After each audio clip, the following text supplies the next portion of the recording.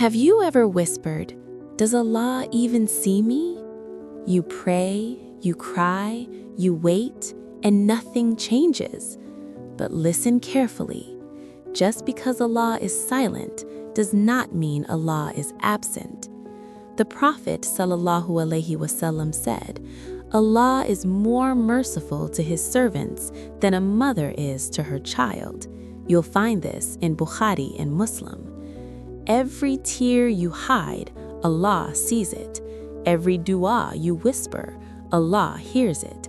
Every pain you carry, Allah knows it. Allah says, "Indeed, Allah is with the patient" in the Quran, chapter 2, verse 153. Not will be, is. Maybe Allah isn't changing your situation because He's changing you. So don't stop praying, don't stop trusting. Allah has not forgotten you.